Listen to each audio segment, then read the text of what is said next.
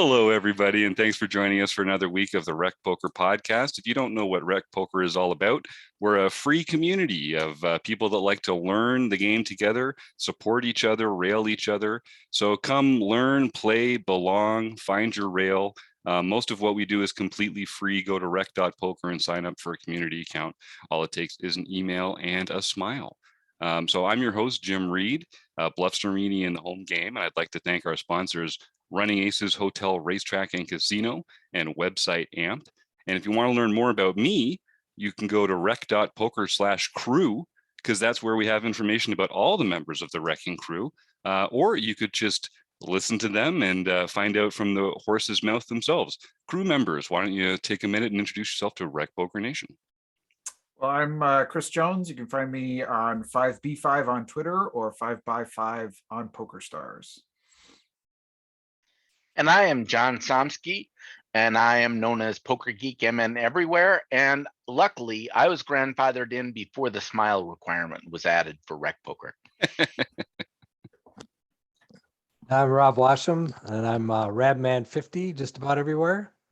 And I tend to try to smile no matter what. So sorry, John. It's true. We are a pretty smile-friendly group over here at Rec Poker. So every week we invite a new guest onto the show. I'm very excited to be talking to the one and only Chad McVean this week. So if you've listened to the show before, you know Chad. If you're on Twitter, you know Chad. If you're involved in the world of poker, you probably know Chad McVean. But you haven't gotten to know him like you're going to today. So I'm really excited to welcome Chad to the show. Chad, you're here. I know you've appeared on the show before, but now you're our official guest. I can't wait to let Rec Poker Nation know more about you. Thanks for coming.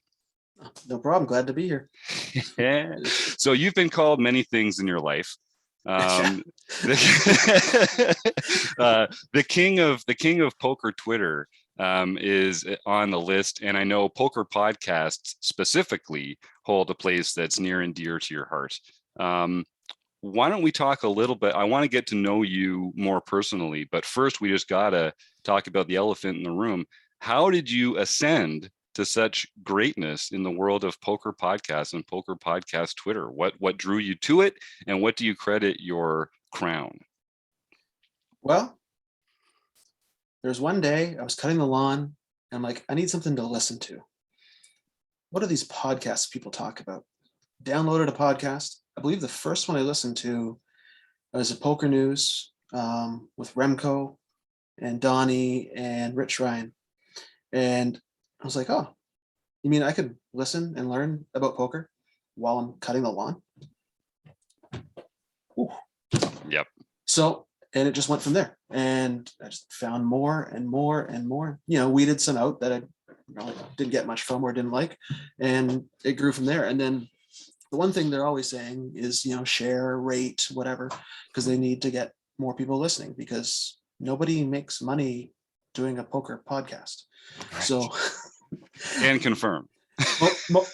Most people are either have coaching, selling a product, or have advertisements on it. So how do they make money to be able to keep doing it is to have more listens and more shares. So I just started sharing the ones I liked. And then it went from doing it, every couple of days to every day to, being organized and having a list every day of this is what I'm listening to today, and then firing those out. And by doing that, I was getting more and more response from the podcast and the people in it and the poker community, who I just send things out and it gets shared like a ton of times. And that's where, that's how I got involved with Rec Poker. As I started listening, I saw some ones. It was, I believe, the first ones for Rec Poker I listened to were the initial book study you guys did with Jonathan Little. And I saw, oh, that looks interesting. So I started listening to that, like, oh, that's great. And then I went back through the catalog, and because it was more just interviews one-on-one with some players. So players that I knew, listen to those. Those are great. And then I saw some players I didn't know, listen to those. Great. And, just sharing it. And then Steve contacts me. And then next thing you know, I think I appeared on one with Gareth James a couple years ago, and go from there. And I don't have it on me right now, but I do have plenty of Rec Poker gear that I rep wherever I can. Yeah, I've seen you in that in the red hat. I think that's a Yes. show with the white kernels there. That's a good looking one for Canadians like you and me. Yeah, spoiler alert, Chad lives about 2 hours west of me.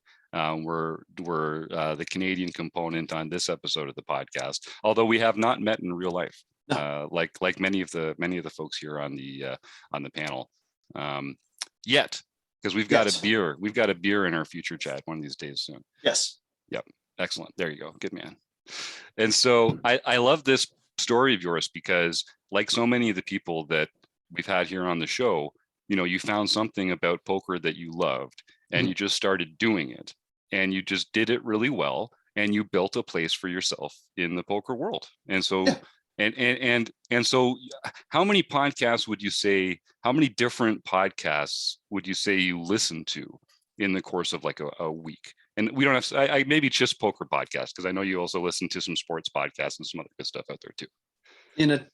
So in a typical week, poker podcasts, it's probably about 50. Oh my God. Yeah. Yeah. You get some great reactions from the panel. If people are listening to this, you should go and check out our YouTube channel so you can see some reactions. Like certain shows have multiple episodes in a week. Like Yes. Brad Wilson's Chasing Poker Greatness puts out 3 or 4 episodes in a week. Mhm. One guy that I am friends with, DJF, he's got his Sessions podcast. Actually, this is his shirt. Nice. And he's out 4 days a week. Yeah. So individual episodes, probably about 50 episodes a week. But I think the last time I checked, there was about 63 poker podcasts that I listen to on a regular basis that are currently active. There's a whole bunch that just pop in once a month or once whenever. But that's pretty much my list right now. And present company accepted, of course. What are your top 3 poker podcasts? So, and I know some people might want something to do with strategy, and some people might want something to do with like the poker life. But if someone walked up to you on the street and said, "Hey, Chad, I'm a recreational poker player. I'd like to start listening to podcasts," what are the 3 that you'd recommend to them right off the top? Okay, well, I was just talking about DJF, so I'd listen to Sessions. If you want to know what it is like to have poker as your regular grind, he was a high stakes player. He hit rock bottom and he's working his way back up, and he puts out 4 episodes a week. 2 are behind a paywall, 2 are free. And that really shows his life and lifestyle. Chasing Poker Greatness with Brad Wilson. Again, he's got ones where he has Tactical Tuesday. He has an episode with one of his students, and they go over hands, either the hands they've played or hands they've seen on Poker Go, and take a solver approach and a coaching approach to it. He also does very in-depth interviews. The last one I listened to, he just did I think it was an 1.5-hour interview with David Tuckman, and going over his poker commentating career and that. Great episode, and Brad does a great job, great content that comes out multiple times a week. As far as a third one, it doesn't come out as regularly, but when it is always great. The Chip Race with Dara and David Lappin. Now they've both been busy in Vegas. I believe they both left today. So I'm sure they will have plenty of new content to put out going forward. But there are so many others. Like, I've talked to Eric Dennis at the GPI for the Global Poker Awards, and I said, you can't have just one podcast award, because how can you compare, Weekly Poker Hand by Jonathan Little with Poker News? Or like, there has to be multiple awards. And he keeps saying, yeah, we're working on it.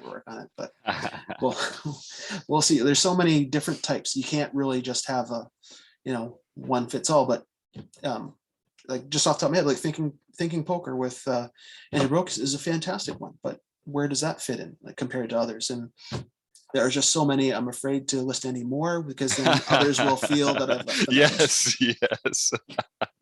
Good answer. And I know, Chad, you actually have a professional relationship with some of these organizations. So Chad's actually the social media director for rec poker, and Chad really has taken us to the next level when it comes to getting the word out, helping us like formulate the messaging that we want to put out there. And obviously, you're a prolific social media user yourself, and I know you work with Card Player Lifestyle, isn't that right? With Robbie Straczynski? Yeah, with Robbie, I do social media for his Poker Life Media Twitter handle and the Card Player Lifestyle Facebook page. Nice. As well as some other stuff, and then I've got a couple other ones that I kind of do behind the scenes stuff for, and I do quality control on another one who sends me the episodes ahead of time, and I go over, where there's little blips or sound cues or errors that I try to fix for them. That's amazing. That's amazing. And I you always remind me of this interview we had with Kevin Mathers earlier this year, where again, just same kind of thing. He just had this part of poker that he really enjoyed, that he really had a passion for, that he had some skill with, and he's just turned it into a job. And not only that, but sort of some credibility and some validation in the poker world. I know when you do go down to Vegas, whether we get a chance to cross paths or not, you're like a celebrity down there. Everyone recognizes you, everybody wants to come and shake your hand and buy you a beer. And I mean, just kudos to you, man, for building all that together. And you're a talented guy. You're also just one of the nicest people that I've encountered in this arena. And so it looks good on you, bud. Thank you. I just wish when I'm in Vegas that I had more chances to play poker. And the problem is, being where I live, there is no poker here. Right. I have 2 casinos within a 10-minute drive. Poker's closed. Yep. Seneca Casino across the river, which is again in the States, but it's 20 minutes away. Poker room's closed. Like, there is no live poker anywhere around me. Mm-hmm. So I'd have to drive to Montreal, or I'd have to fly to somewhere in the States to be able to play live poker, because I prefer live over online. I treat online more as a lesson, try things out. But I can never find myself taking it serious enough, unless there's something like a competition, like mixed game player of the year for rec poker or something. I gotta try that out. But I prefer live. I want to see my opponent, and for whatever reason, I seem to have a good ability to read people when I'm playing against them. Nice. Well, yeah, Southern Ontario. I live in Southern Ontario as well. I'm on the other side of Toronto from Chad. There is kind of a dearth of live poker available right here. But Chad, if you do ever end up driving east to Montreal, you got to drive right past me on the highway. So I hope we can do a little carpooling, share some gas, something like that. Go cause a ruckus over at the playground. Sure. I've never been there. Oh, okay. Well, then it is a good spot. If you're in the Eastern Seaboard, if you're in Ontario or Quebec in Canada, you really should go over, check out the Playground Poker Club just outside of Montreal. Yeah. Fantastic spot. Chris, did you have something you wanted to jump in? Yeah, well, I have 2 questions. First one's a short one, but I'm just wondering, at what speed do you watch or listen to all these podcasts? 2 times? 2 times. Speed. Okay, that's pretty. I mean, that's still. I thought it might even be higher than that, given the. I probably could. I've never tried. I got it to 2 times, and I just left it at that. And that way, I know I look at an hour episode. It's going to take me half an hour. Yeah. Well, and so the second question I had is, you're such a fan of mixed games. Mm-hmm. I'm wondering, is there good? A lot of poker content really focuses on sort of the big daddy of No Limit Hold'em, and I'm wondering, is there any really good podcast content around mixed games? No, really, No. no. Just You'll have like the odd episode of a show here or there. They'll talk about a certain game, but that is a big hole that someone should fill. If you look over audience, because I would look, if you look right here, there's Yes. a book by Dylan Lindy. Yeah, Mastering Mixed Games. Maybe he should do a podcast. Hey. Yeah, no, I mean, I would definitely listen to that, because it's a world that I kind of want to learn a lot more about, but I'm just so bad at all of the games that, like, I don't even know where to start. The fun part was, like, this last time in Vegas, when Robbie had his mixed game festival at Westgate. Like, I just 3 straight days. Like I did 45 hours of mixed games, games I had never played, games people were just calling that no one knew anything about. They were just like, oh, we're going to do this. Like there was one, it was 777. It's a draw game where it's split 3 ways. High hand. The qualifier is trip 7s or better. The low hand, 7 or better. So 7 is qualifier, or 7 Badugi. And I can tell you, out of all the times we played it, I think there was one time that it was a 3-way split. It generally was 1, if maybe 2 ways. But like the people are just making games, and it was awesome. We played another game, Omajack, which was a half Omaha, half blackjack. So how does that, come on, tell us, how does that get played? How does that break down? It's 5-card Omaha, so big O. And you have to make your best Omaha hand. And your remaining 3 cards are your blackjack hand. I see. Cool. So a river can really change what your hand's ends up being. And so do you split the pot between who wins split the pot between Omaha hand and who wins the blackjack? Correct. Ah! I love it. Yeah. Oh, it was awesome. Like, there were so many fun games, and like it was a room.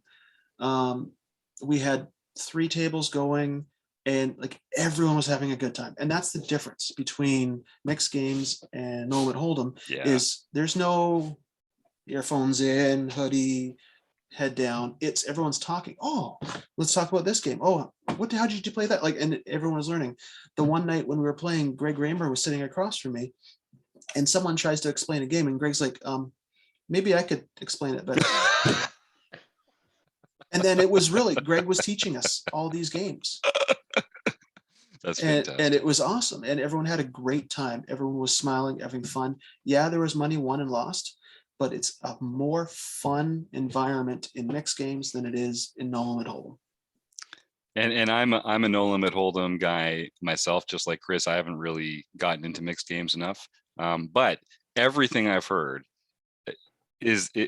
confirms that is the case. That you just have more fun at the table playing mixed games, and that's reeling me in, man. Like that's my brand of poker right there. Like I love laughing around and chuckling it up with a bunch of people having fun. If you can win some money while you're at it, all the better. But you make a compelling case, Chad. I'm not gonna lie. It also makes a difference. I mean, mixed games have no solvers.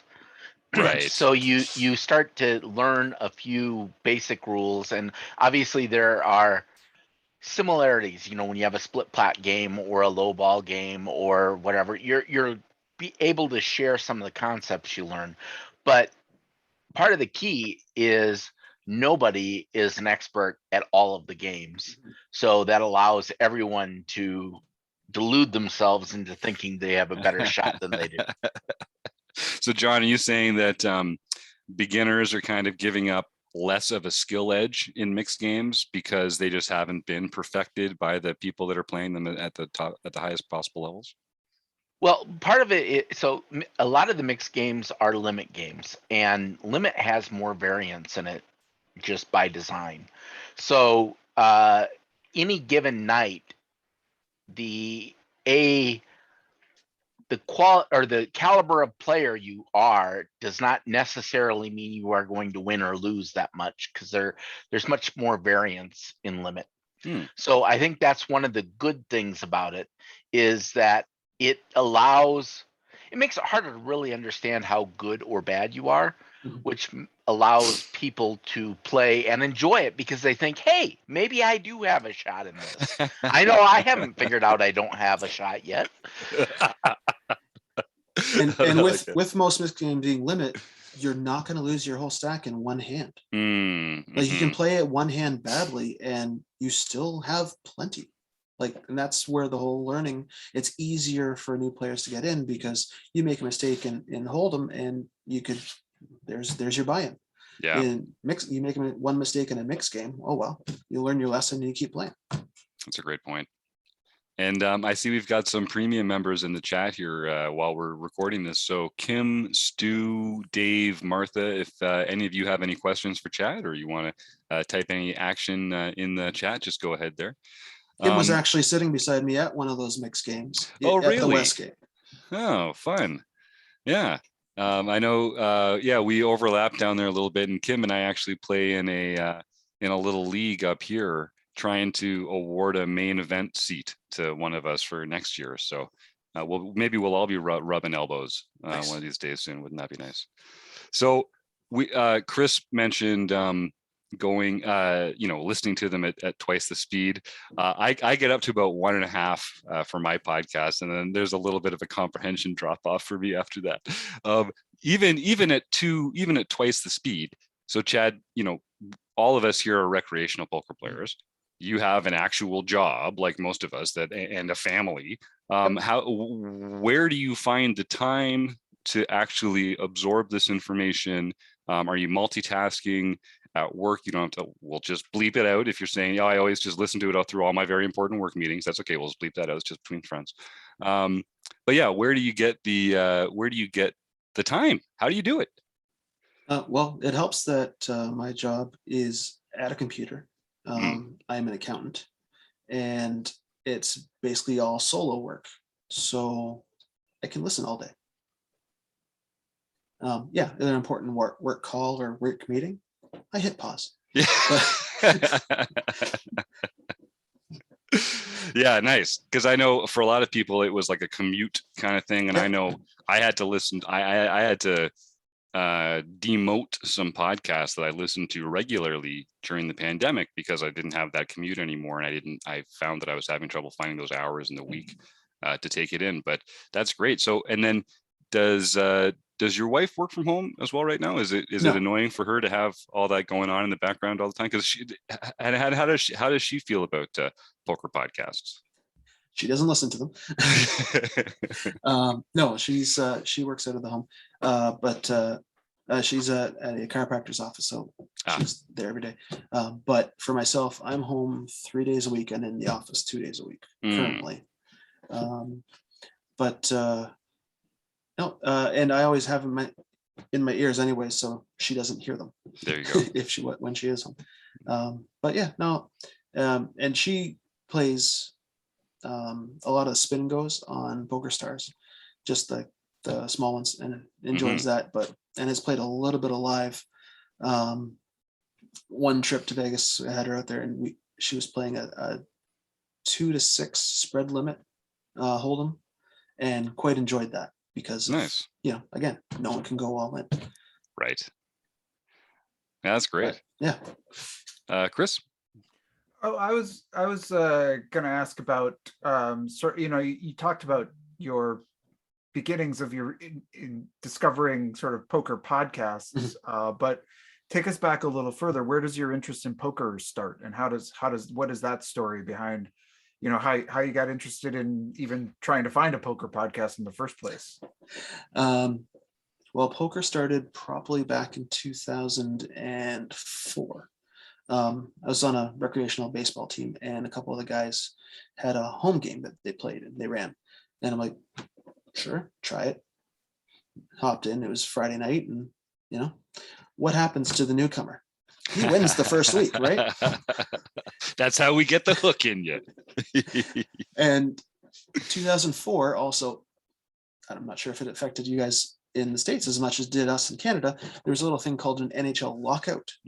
So every sports network was looking for things to put on TV. And what did they put on? Poker. So, watching Greg Raymer win the 2004 main event was my, moneymaker thing. Not moneymaker, but watching Raymer, and then watching that, and then the next year I think he went deep again, and that's what kind of got me into it. But then I got into a weekly Friday night poker game with some friends, and started playing from there. And then I think my first trip to Vegas was in 2007, and played a little bit of poker there in some of the smaller rooms, and did well. And 2009 was my first World Series that I went to. And that was the first time they did a $1,000 buy-in event. So I played that, and I went really, really well until I flopped quads and lost.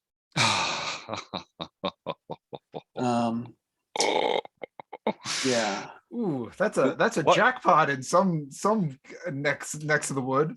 Yeah, so there was I think there was like 6,000 players. We were down to 1,800, and I was 125th. Mm. And the guy across the table from me was 100th in chips. And Huh. Was it quad over quads, or did you It- lose to straight flush? Or yeah, okay. no, I was the big blind. Him and I had basically been avoiding each other the entire time because we were the big stacks and there's no need. And he, for the first time, raised big when I was the big blind. So it folds around to me. I look down at pocket fours and like call. The flop comes 4-10-4. So I check.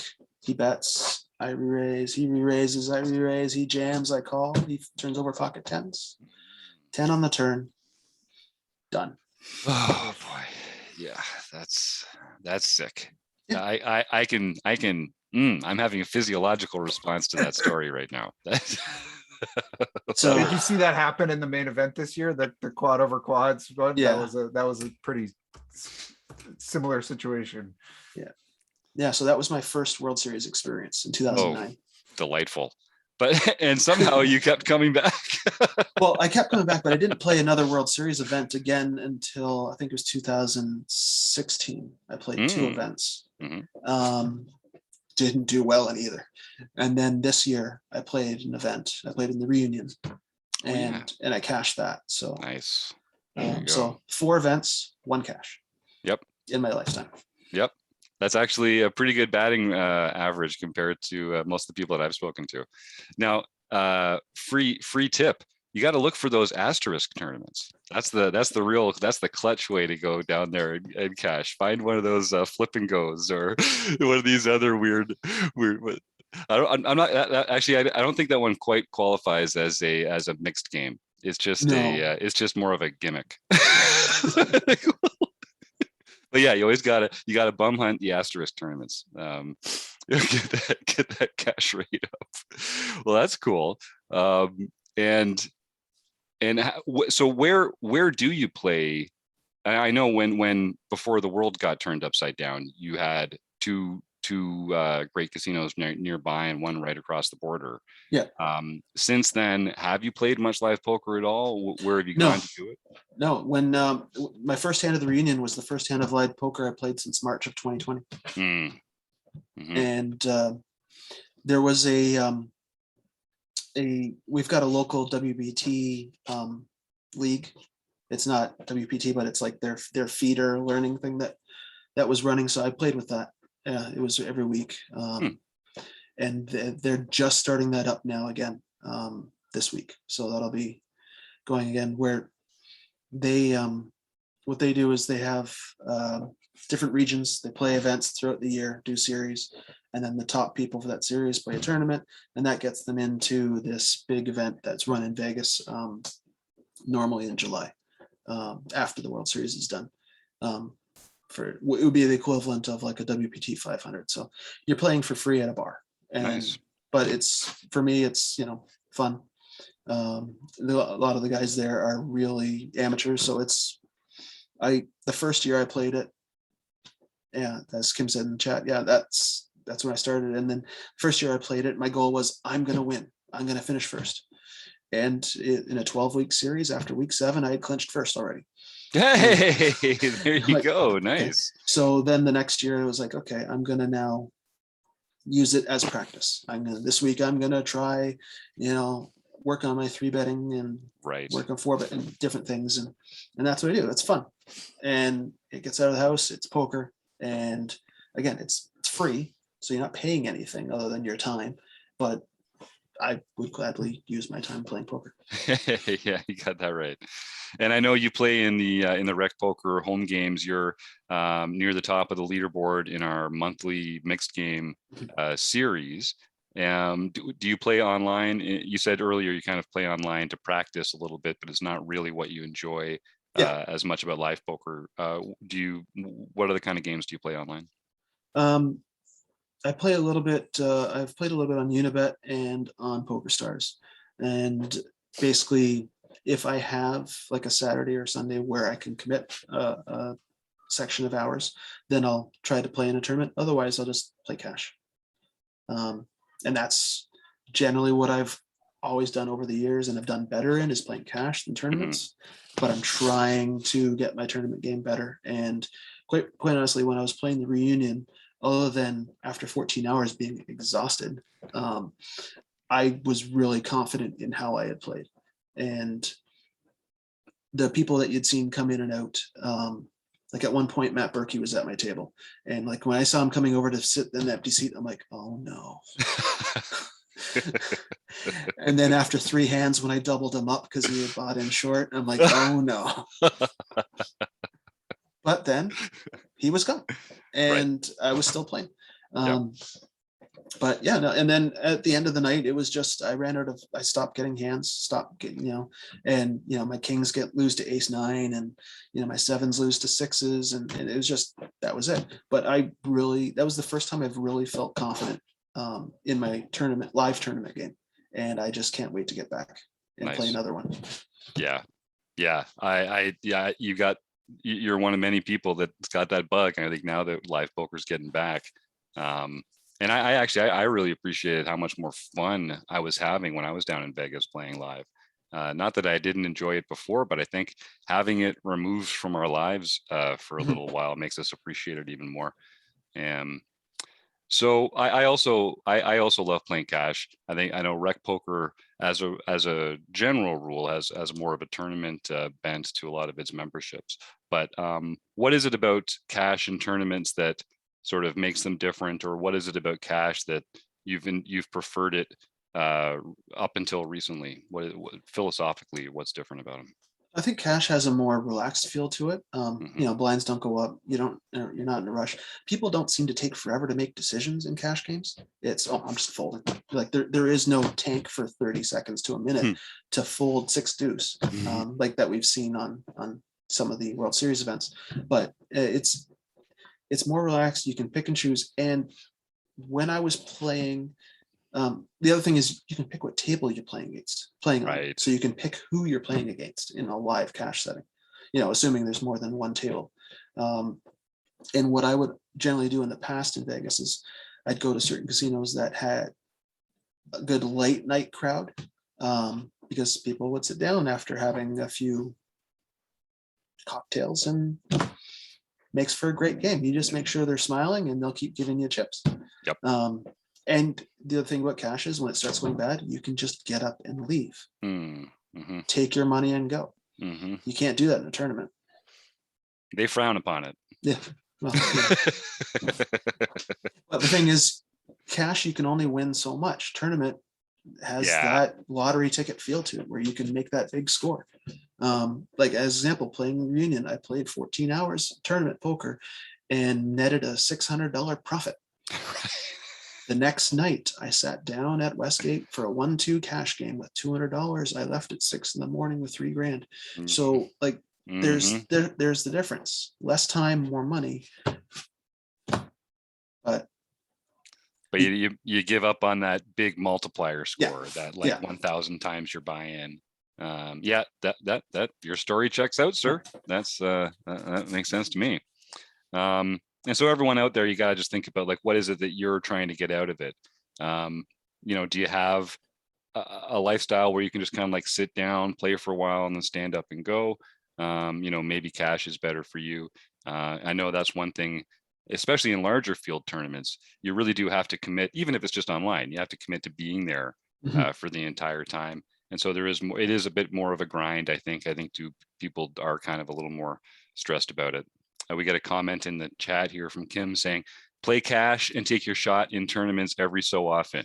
Yeah, that's good advice. I've heard that too. Sort of build your bankroll in cash and then go blow it all chasing huge wins in the tournament series. That's one common phrase I hear from poker players in Vegas is, Monday to Friday you're grinding the cash games. Saturday and Sunday you play the tournaments. I think that's wise. And so much of poker that it's not a sexy part of poker, but a big part of people's edge is game selection and table selection and choosing, what stake, what room, what structure you're going to play in, finding one that's good for you. And even within tournaments, of course, there's a whole bunch of variety. from like satellites to progressive knockout bounties and stuff like that. So there's a lot of different playing styles and lifestyle needs that you can find different kinds of poker to play.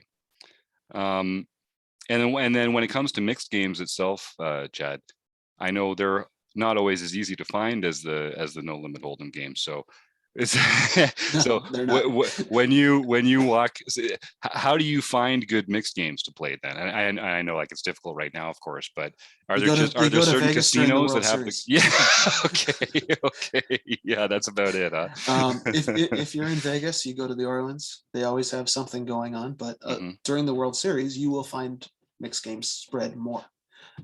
But for these casinos around here, you might find Omaha. That's about it. I think Seneca used to run stud, but they haven't done that in forever. But around here, there's nothing. I've been down to Atlantic City, and they have a couple stud games going as well, but it's really Hold'em and Omaha, and that's it. Right. So when you get big series, when you've got everyone going to Vegas in the summer, that's when you will find mixed games running. Because you have the poker community there. And so the smaller percentage of that poker community that like to play mixed games, the games will be offered. Yep, that makes sense. And then I guess there's the last realm of poker that we could talk about here would be like underground games. Do you have any experience with that here in Canada, or do you have a chance to play some more mixed games when there's kind of like you're kind of building it around a particular clientele a different way? When I lived in Toronto for a while, a few years back, and then there was, yeah. Chad and I just moved away from Toronto in different directions. Yeah. We're close enough to visit whenever we want, but we don't live in the city anymore. But there was an underground game that I played in there until that was a game that you didn't want to be the last one to cash out, because there wouldn't be any cash. So it was a game where come in, play, get there early, and then as soon as you see the first couple of people leave, cash out and go. Because the guys running it were skimming off the top, and then whoever was last to leave, oh, we owe you. Right. Never get paid. And then those guys eventually just, one time a bunch of us showed up for the game and the condo was empty. So we don't know where he went, but all his stuff was gone. The poker tables and everything. So from what I understand, Toronto has a pretty kind of legendary underground poker scene, because it's there's no place you can actually play that's sort of sanctioned, right? But it's also a very big poker town, is what I've gathered through stories. So there's like a lot of underground games going on there, aren't there? Yeah, and like back in the day, like you just go on like on Craigslist, and they'd have all the games listed. Call this guy, and he'll give you the address, type of thing. But yeah, there was no casino in Toronto. There's no poker room. Like they would have poker running at like the Exhibition, which is just like a summer festival for like a couple weeks span. But that was it. So you have to go somewhere else to play. But yeah, like there was plenty of meetup games or underground games, but you didn't know what you're walking into. And like you even hear some from the pros, like I think Negrano is famous for making it up through the underground games in Toronto before going to Vegas the first time, and then going from there. Like there are games to play, it's just you don't know the safety, you don't know the legitimacy. Oh, well, quite frankly, they're all under the table, so they're all not legitimate. But like I said, just don't be the last one to cash it. Yeah, and that's always the trade-off for these private games. You can't sort of vouch for the redundant security measures that they would have in place in the same way that a brick and mortar casino would. And I know the rake might be an issue too from time to time, because they're in some cases, I won't speak for all the poker clubs in Toronto, but yeah, there's like varying degrees of legitimacy, let's say. There's a spectrum. And, that is something that everyone's got to be factoring in when they go to play these games. And anytime you're thinking about carrying around wads of bills, security is going to be something that's relevant to you as well. John, did you have something to jump in with her? Well, I was just gonna say I had always heard in the underground games, which I've never played in any, but that often the rake was just measured in handfuls. How many handfuls of chips did they take out of the pot? One game I played in particular, the guy running the game played in the game and dealt the game. So he's raking the pots right into his chip stack. Oh, Totally. That seems totally like verifiable and accountable. That seems like totally on the level. Like As he's there's stealing nothing the that can go game. wrong there. Oh my God. Yeah. And it's funny, like people don't understand. Like I know the regulated poker rooms and poker clubs and floors, they have a lot of rules that we look at now and we think like, well, that seems to be like, you know, there's no need for that level of rigor when it comes to some of these things. But that's only because it's been too long for us to remember all these angle shooters who are coming around ruining the games for people. A lot of those rules, even though they seem a little heavy-handed, oh, hold the deck this way, you know, you can't flash the bottom, you gotta the way that people touch their own chips and their cards and things like that, the rules are there because people are scummy. And, you know, there's a lot of poker players that are going to come out there and try and steal from the game, or to introduce a level of unfair play or competitive disadvantage to the other players there. And so when you are playing in these, let's call them private games, then, you know, you really are kind of trusting the host to, you know, how OCD are they going to be about some of this stuff, you know? And yeah, generally it's one of those situations where it's a calibration question, right? Has anyone here that's been playing any game, have they felt like unsafe or felt like they were in a risky situation? Yeah, so we're picking our battles. Well then, Kim says in the chat, cash games are way more sketchy than tournaments, and I wonder if that's so. And you're like just poker clubs, I guess, Kim. You're just talking about places where you can come and play cash without a tournament structure. Because I know a lot of these tournament games end up having a cash table off to the side for people as they bust out, and those can be pretty good cash games too, from what I understand. But yeah. So, all right, well, Chad, other than showing up to the game one week and finding that there was nothing there anymore, what was your best private game experience and your worst private game experience? And I'll give the members here in the crowd a chance to type in some more questions before we let you go tonight. Okay, best experience. There's one private game and it was on a Super Bowl, and the guy had a full spread set out. And he had said throughout the year that the rake he was taking was for events like this. But, you know, the food was great, drinks are free. And then we played, he decided that the cash game we were going to play was going to have much higher stakes this time, which was a little scary to start with, but ended up being pretty good for me. So I was fine with that. Nice. Worst one was, well, that game where the guy was dealing and, you know, raking and all that. You just had to make sure you tried to, he wasn't a good player, but he was a very lucky player. So he would play anything, but it always seemed to hit. So you just tried to, some people would go after him and it didn't work out. You just tried to avoid him. And then the one night he was completely plastered, but it's his game and he's dealing. And at one point he just threw the table over because he lost a big hand. Oh my God. How do you know who has what? Right. For chips. And I think that was one of the last times that game ran before all of a sudden it disappeared. Yep. Yep. Someone who's still learning the lessons of delegation.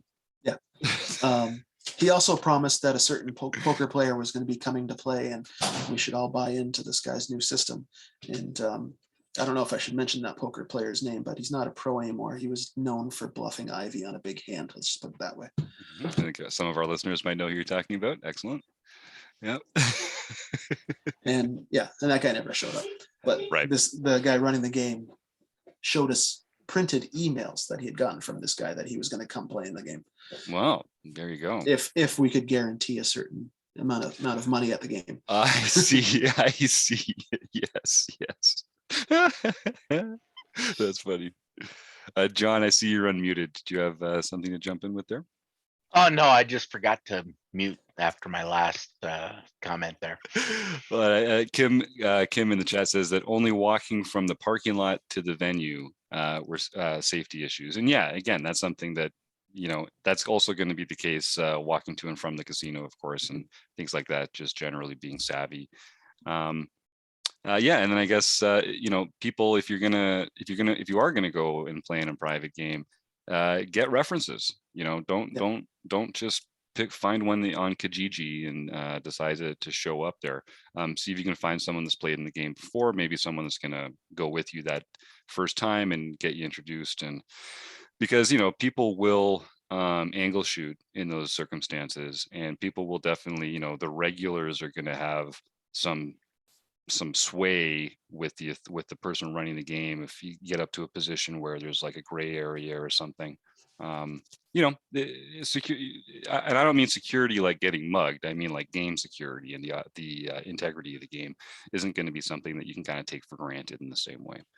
Yeah, Kim says also that's more of an issue for women. So that's also very true. Yeah, great point, Kim. Yeah, and with poker rooms, like casinos being shut down and everything over the last year, and poker rooms not coming back, that's just made a bigger ability for these underground games to run. Yeah. And like we saw with underground apps like that, there were so many poker apps that popped up where the rake was huge, and they generally weren't all above board. Right.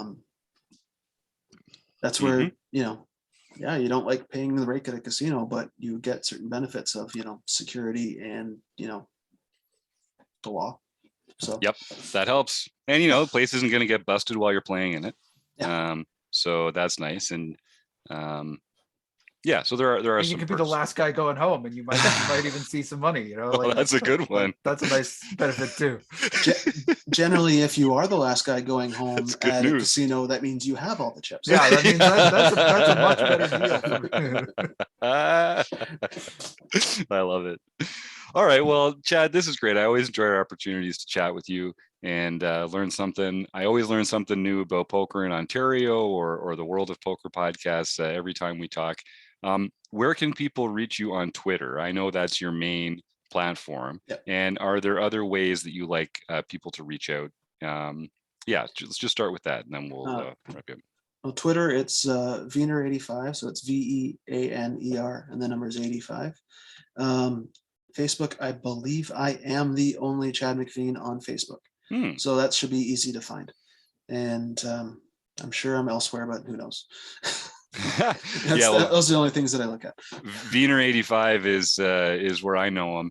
And if anyone out there is listening, I think it's time to create a bunch of fake Facebook accounts and other Chad McVeans now, because he's kind of put it out there that he's the only one. So let's flood Facebook with some fake Chad McVean accounts. That'll be a lot of fun to see how that works out. And I think we'll just keep. And I do want to encourage everybody. I'm serious about this. Follow Chad on Twitter, because he sends out so much information about and there's a lot of ways to learn poker other than poker podcasts, but poker podcasts, there's a lot of good ones out there. There's ones that talk about the lifestyle of poker. There's ones that talk about poker strategy. There's ones that talk about the community itself, or ones like ours that are kind of based around our own community. And there's just a lot. You will get better as a poker player if you follow Veaner85 on Twitter. So I encourage everyone to do that. Also, if you use Spotify, every morning I tweet out a playlist of those episodes for that day. So you can just click on that and you've got the list there for the day of Amazing. The poker podcast. And then you also share a bunch of, and just before we let you go, you also share a bunch of sports podcasts and that kind of stuff as well. And you've got these great playlists. So, and a lot of that information, people can just go to your bio and find links to some of that stuff, right? Yeah. So I'm a huge hockey fan, football and that. So any sports related stuff that I listen to, I also put into a playlist. I listed as my other playlist. Yeah. Well, it's impressive, man. And Chad also enjoys beer. So if anyone wants to buy him a bottle or a can or a pack, yeah, that one looks good. What is it? The what Reaper? The Creeper Reaper. It was the Halloween special for Nickelbrook Brewery. There you go. Yes, gotta shout them out. Shout out Nickelbrook. Burlington, Ontario. And you get it in that Minnesota purple too. So you're really catering to the crowd here. And thanks to Minnesota for helping win a bet this weekend. I appreciate that. Oh, I bet on Minnesota. I wasn't too sure, but they pulled it out. Yep, it was a good weekend for anyone that wasn't rooting for the Steelers. All right, so I just have one more thing. Now that you're almost done, don't they actually? This is in relation to hockey and beer. Mm-hmm. If you don't like both of those things, don't they kick you out of Canada these days? Yes, they do. Okay. They do. Okay. So you're okay with one, Mhm. but if you don't like either, Yep, they send you to Minnesota. Yeah. Yes. All right. Well, we're not going to find a better note than that. So I'll see if our friend Jonathan Little has anything to say, and then we'll come on back at the top of the show. Have you ever wondered whether you should call a preflop raise or 3-bet instead? What do you do when you have a flush draw? Do you raise it or do you just call? What do you do with ace king when you miss the flop? Are you tired of guessing about what the right play is with your particular hand? Well, my name is Jonathan Little, and I am a 2-time World Poker Tour champion and creator of PokerCoaching.com, where we offer over 1,000 interactive hand quizzes where you play a hand and then get real-time feedback from our world-class pros. Don't guess and don't stress. Just register for your free account at PokerCoaching.com/recpoker right now. I would do it, folks. Head over to PokerCoaching.com/recpoker and check out that money back guarantee from the one and only Jonathan Little. I don't think we mentioned how cool it is that Jonathan Little sponsors this podcast. Hats off to Steve Fredland for creating this just wonderful network of generous, kind poker professionals that we really rely on here at Rec Poker, whether it's Jonathan Little's support on the podcast, people like Daro Carney contributing to our monthly membership seminar. There's just so many people that help us out here in every way. Ryan LaPlante and Matt Berkey, who are putting Learning with Partners material out for us, James Splitsuit Sweeney. And I mean, I like like Chad, I should stop mentioning names because I'll come up with a few that I should have, but it takes a village. And it's one of the things that I like most about Rec Poker is this place where we can come and share our ideas with some of the brightest lights in poker today. So, all right, gang. Well, we've got the interview out of the way. We got the Jonathan Little message through. We're in the community happenings portion of the podcast. And when this comes out, it'll be Tuesday, the 29th. So it'll be Tuesday, the 30th, because that's how dates work. And it will be, there will be 1 month left in the year 2021. So that means there's going to be one more first Wednesday of the month to sign up for our monthly No Limit Hold'em series. There's going to be one more second Wednesday of the month to sign up for our mixed game series. There's going to be one more third Saturday of December to sign. I think it's the third one, John. Is that right? The 18th? Correct. To sign up for our heads up match. And those are just the home games. And we're also going to have a seminar, the book study, our focus sessions, our study groups on Saturday. We've also got all sorts of cool stuff happening. Taylor Moss is doing the Thursday night stream. We've got some great new members of the Wrecking Crew putting their own programs together. Eric Peel, Eric Gin runs the Peel every Thursday night. Tim Fritz, Misclick Donkey, is doing a Sunday morning warm-up. I know Kim Pet Vet Kilroy every other Tuesday has either a strategy discussion or a community conversation about empowerment in the world of poker. There's just a lot of fun stuff going on over here. As soon as we hang up this call, we're going to go record a couple episodes of the forums edition of the podcast, and premium members are welcome to come and join any of that. So don't be a stranger here at Rec Poker. And just like Chad, if you create a space for yourself in the poker world will be accommodating. And Lord knows we need a lot of help. So by all means, get involved. Write me an email, jim@rec.poker, and say, hey, Jim, this is something I'd like to do more of. I'm pretty sure we're going to find a way to help you do it. John?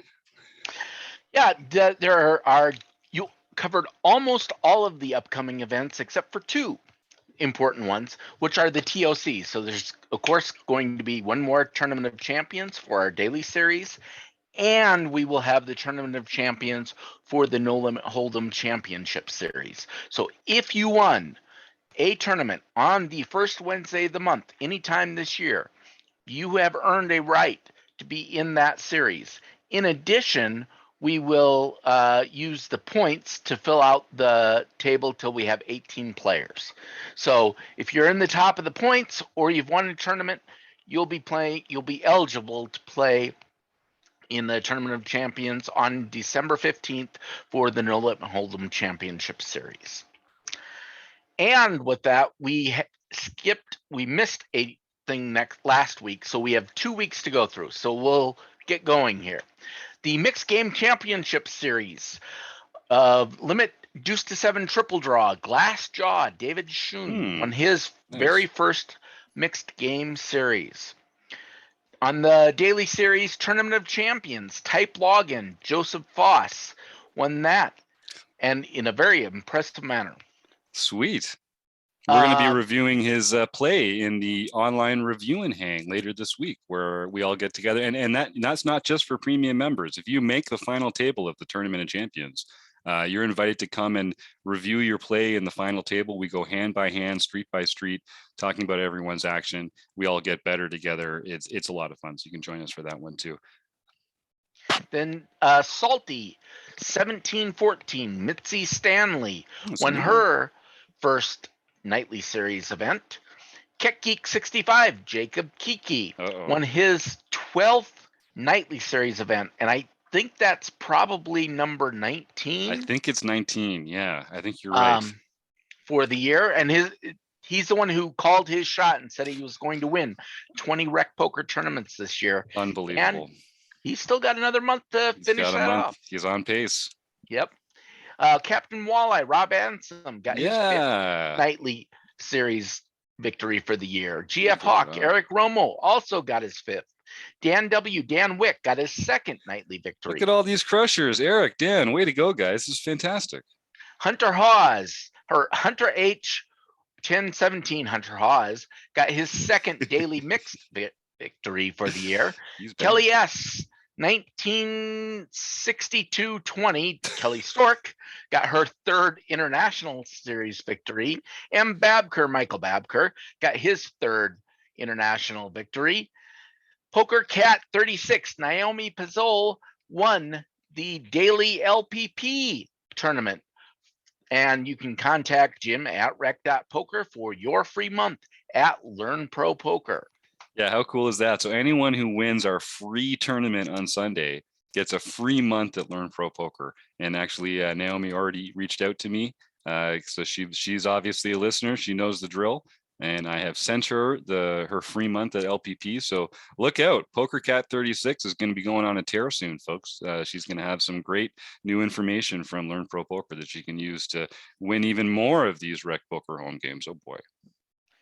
And now that you thought we were done, we're on to the second week. So Fancy Nancy 1130, Nancy Peschel got her 2nd nightly victory for the year. Bruce K 45, Bruce got his 1st nightly victory for the year. Keck Geek, this is Keck Geek Senior, Mark Kiki got his 5th nightly victory for the year. John Lancer, John Bensky got his 2nd for the year. Soares Gaucho, Julio Soares got his 1st nightly victory for the year. And then Ted Philip Fuhrer got his 7th nightly victory for the year. Denny 6966, Dennis Andrews got his 1st daily mix victory for the year. Roz Quarto got her 1st international victory for the year. And Jasper Jr. Patrick Berry got his 5th. Now that should also be noticed that Roz came in 2nd. So she won her first one at 9 a.m. and then came in 2nd place at the 2 p.m. tournament. Wow. And now Uncle Tom's Cabin, Jeff S.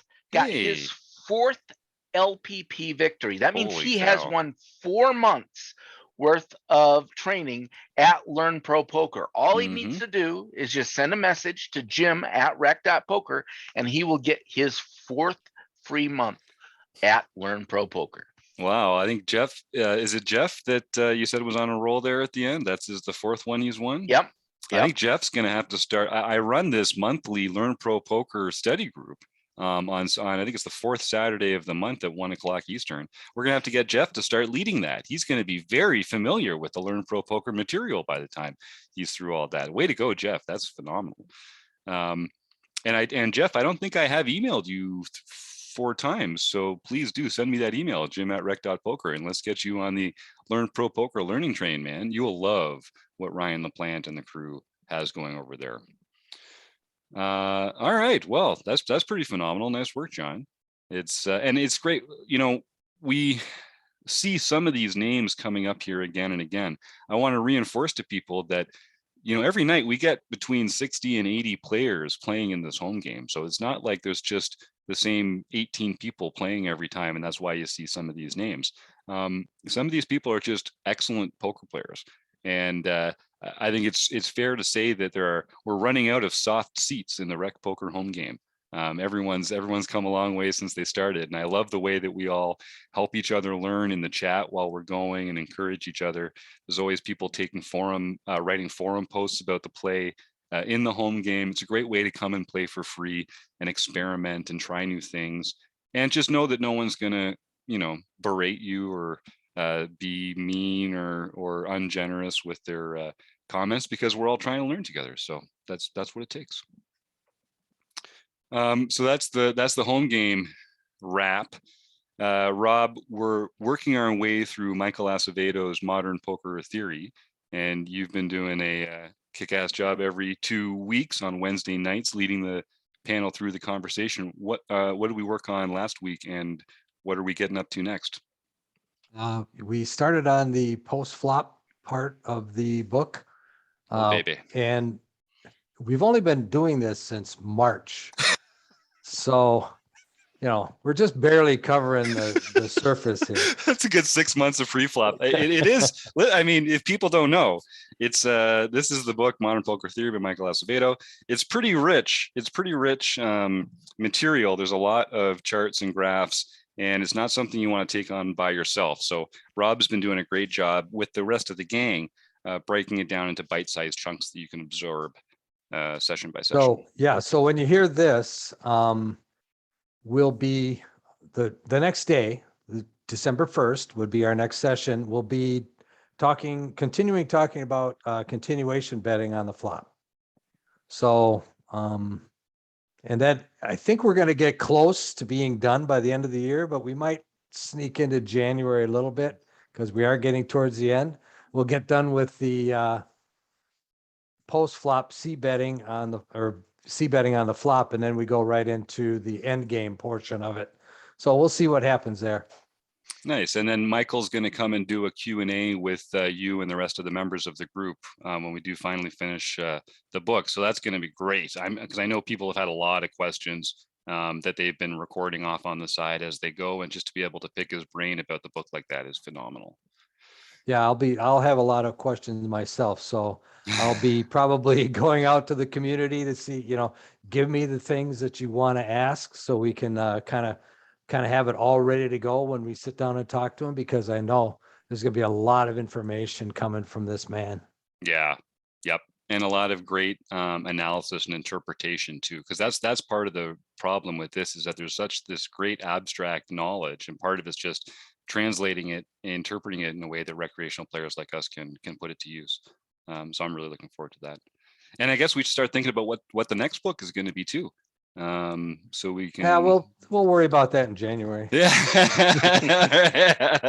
that's good. We got plenty to keep us busy till then.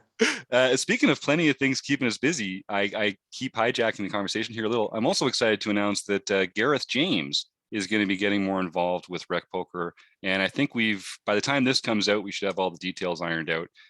But I mentioned earlier, we have this monthly study group with Learn Pro Poker on the 4th Saturday of every month, dealing with exclusive training material from them. Starting in December, we're also going to be working with Gareth every month. He's going to come in and do a monthly check-in kind of study group Q&A based on a particular training video that he releases to Rec Poker members earlier in the month. So the first one's going to be playing the flop in position. And it's going to be all theory about playing the flop in position from the standpoint of being like a late position open raiser that gets called from the blinds. So we're going to find a lot exactly of what we're talking about right now in the Modern Poker Theory book. That's what, right where we are. That's what made me doing. That's what made me think. I was like, oh yeah, we got to talk about that. So by the time you hear this, there will be a chance to come out and join the first one of those study groups with Gareth. And of course, you can watch all the past episodes. We've got a great archive at Rec Poker that all the premium members can look back. You can see all the different book study episodes we've done with Rob, not just for Michael Acevedo's Modern Poker Theory, but also all sorts of other great books that we've looked at over the years. Matt Matros, Chris Fox Wallace, Andrew Brokus, Jonathan Little, just to name a few. So do check that out. And I can't wait to get started with Gareth on some of this stuff too. Chris, you are the member content director. You have been keeping us occupied with a seminar every month and then also the focus every month. And the seminar that we're doing, it'll just have been recorded when people can hear this, but the video will be coming out the following week. What do we have on tap for that? Yeah, we're gonna Taylor Moss is gonna join us. He's gonna kind of who? I don't know. Sorry. Taylor, I'm the mixed game leader right now, Moss. That Taylor Moss. Yes, that makes more sense. Now I understand. So he's going to be joining us. He's going to kind of lead the conversation in the booth. He's going to help me out because PKOs are not something that I profess to know all that much about. So he's going to help me put together some of the content after the fact as well. And we're going to try to simulate a PKO in our Poker Now play. So the players that come will be getting their chips as they normally do. We'll be setting up a scenario for them, but we'll also be sort of tracking. It's going to be a little bit of a kind of wonky, but we're going to have like a Google spreadsheet sort of like that everyone can share and see, and we'll be tracking how many bounties are on each person. And sort of sharing that with the crowd. So people will sort of have that information and be able to play as if this was an actual PKO where you are, it's a progressive knockout tournament, if that is terms meaningless to you, where you're not only playing for prize money, but you're playing for bounties on people's heads. And the more people they knock out, the higher the bounty gets on them. And so we'll be examining it. It leads to some different styles of play, and I'm really excited for it because it's a kind of a format that is really taking over in online formats, and I think it's a good one to know. How do we adjust our play style when we're in these spots? And if people aren't familiar with the format of the seminar itself, so Poker Now is this fantastic free software that lets you play poker with your friends, and it's got like built-in webcam and mic access, so it's a very social experience. And so what we do, Chris simulates these playing circumstances. We get usually 7 to 9 premium members that sort of rotate through the player pool here. Sometimes we could have put a couple plants in there too, but mostly it's premium members playing against each other in this kind of contrived circumstance. And then Chris does an analysis with Dara O'Carney. And every month, Dara reviews one spot that these premium members played against each other and gives them some personalized feedback for how they might improve their game. Dara has actually literally written the book on progressive knockout play. Right. So I think anyone who's able to take advantage in the membership seminar would get a great opportunity to learn from some of the best in the game. So I hope. Yeah, no, it'll be a really nice way to sort of bring all that content together. We'll give him a spot. The feedback he's given us in the past months. If you haven't seen it and you're a premium member, you should go back and look because there's some really great breakdowns of ICM spots. We did a final table last month, which I thought his analysis of that was really great, and it's really worth listening to.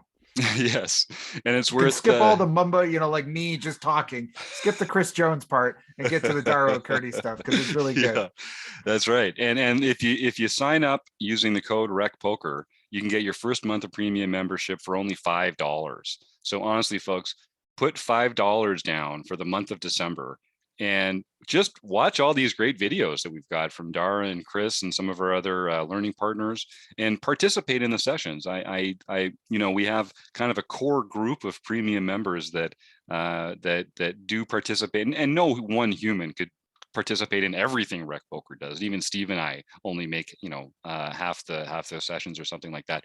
But everyone's got their own area of expertise, and everyone's got their own way to share that love of poker with the world. So come on, for $5, I guarantee you're not going to find better value than that in the poker world when it comes to community, fun, and learning in an encouraging and positive way. Well, I want to thank Kim, Stu, Martha, and Dave.